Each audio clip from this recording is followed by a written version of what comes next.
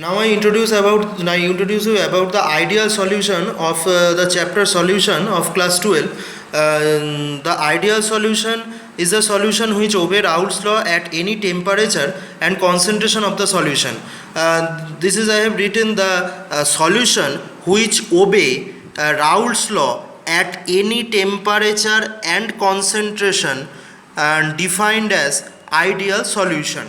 Raoult's law is the law which use for calculate the vapor pressure of solution, and this is the multiplication of mole fraction and pure solute or solvent whatsoever which we can which we want to calculate.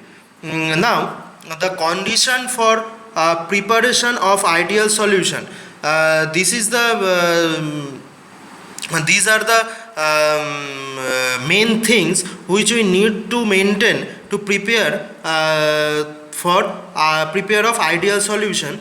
This is that is the molecule of solute and solvent should be identical in radius and nature. That is the radius or size of the molecule of solute solvent and the chemical nature and physical nature must be equal for solute and solvent.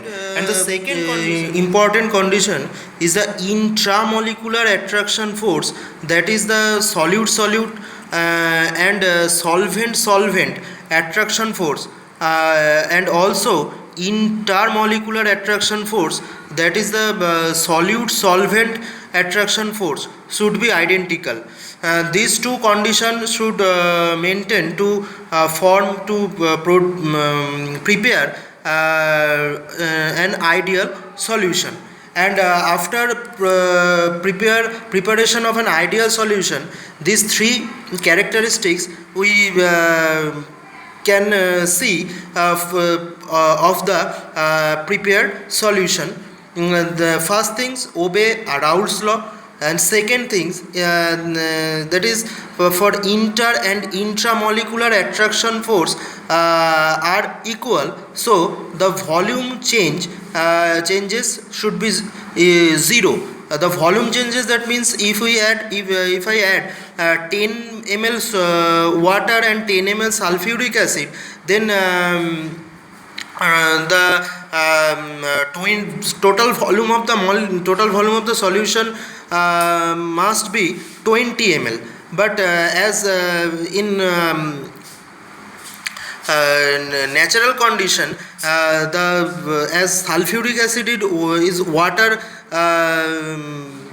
is dehydrating agent, so the total volume of the solution decreases. So this is not the ideal solution. The ideal solution, if it considered as ideal solution, then the volume should be equal to 20 ml. Otherwise if volume increases from 20 ml or decreases from 20 ml, then it not considered as ideal solution.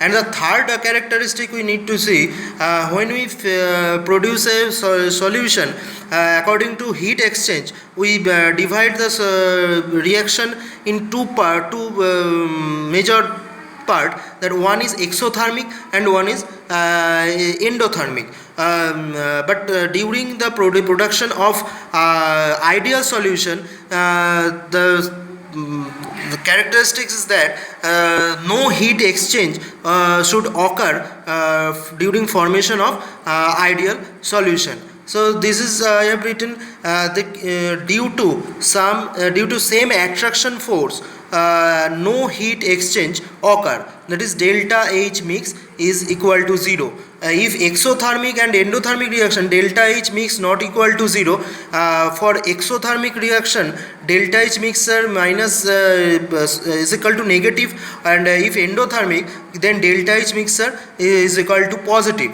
But when it is positive or negative delta H, then it not considered as a ideal solution. If delta H only 0, then it considered as a ideal solution. Now I discuss about the non-ideal solution. In ideal solution, the condition, the second most important condition was the inter and intramolecular attraction should be equal. But in real case, this intermolecular or intramolecular attraction force are not equal in most of the cases.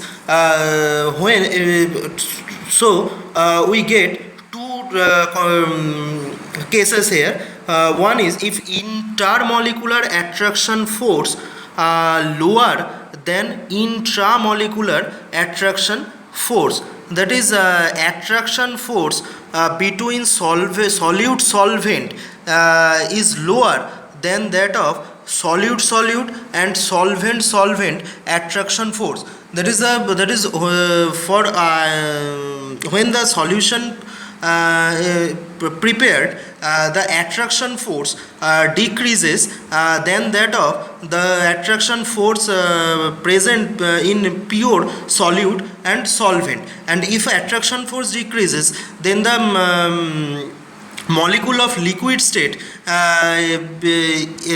can go in vapor state easily, and if vaporization increases, then the vapor pressure increases. So here I represent it as in graphical form.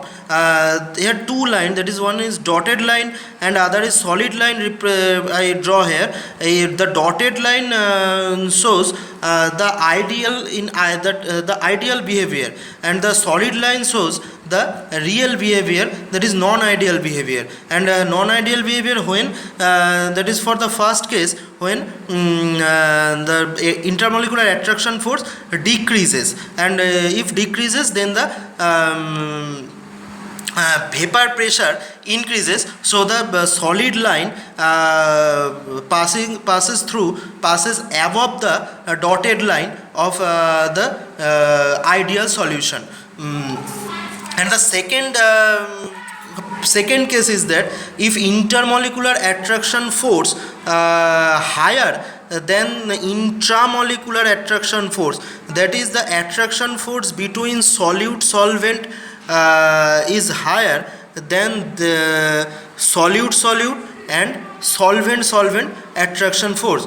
That is the after preparing of solution, if the attraction force increases than the pure solvent and solute molecule, then the vaporization decreases, and if vaporization decreases, then the vapor pressure decreases. And I represent it in graphically, that here also dotted line shows the ideal behavior, and the solid line shows the real behavior. And real when the attraction force increases, that is the vapor pressure decreases. As the vapor pressure decreases, the line passes below the ideal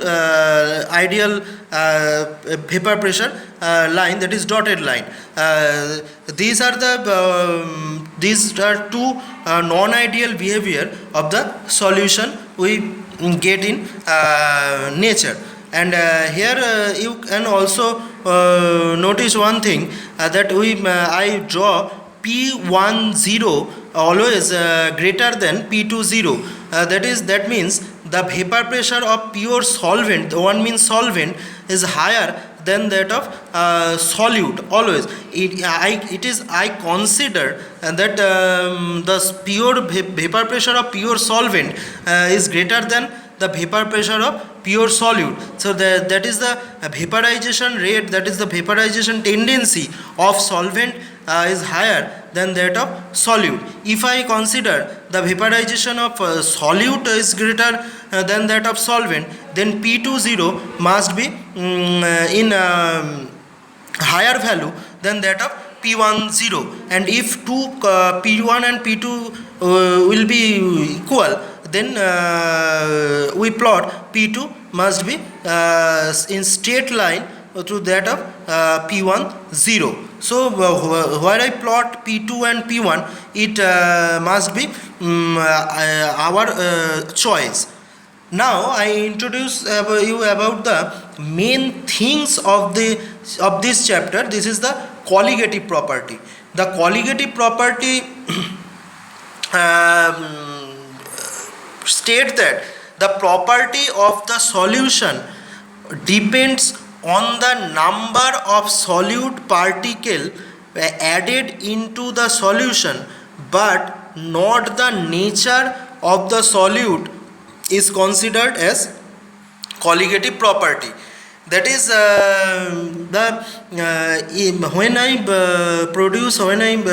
form a solution, we add some solute into solvent, but the nature of the solution which does not depends on the solute we added here, that we may add some sugar, if we can add salt here, but if we add 5 molecule for sugar or salt, then the nature then the value of this property should be equal.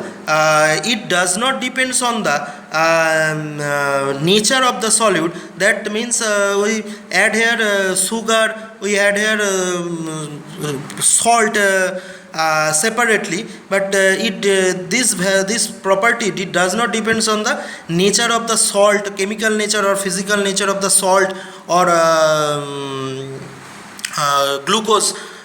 Here it only depends on the number of the solute, that if we add 5 molecules of any of the solute, then the this property give us same value. There are 4 types of colligative property. That one is relative lowering of vapor pressure. This represented like in this way, delta P by P0. Second is elevation of boiling point, that is delta TB. Depression of freezing point, that is delta TF, and osmotic pressure. We are going to